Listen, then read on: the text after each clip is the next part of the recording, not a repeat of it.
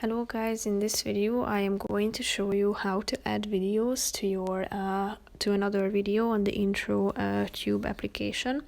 But first I just want to mention, don't forget to subscribe to my channel, because at 10,000 subscribers I am going to show you my whole YouTube revenue statistics and growth strategy, how to make money online. So let's jump into it. First of all, open the app on your phone.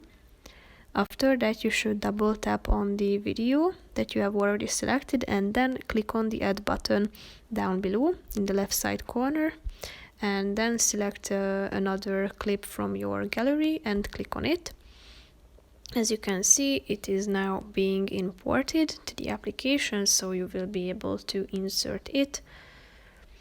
It might take a few seconds till this process is done. As you can see, it has been added to your video. As you hold your finger on it, you will be able to move your video within the other one. Feel free to add pictures as well. All you have to do is just repeating the same process. So tap on the add button and then click on this all assets button, and then you will be able to insert another video or either a picture from your gallery.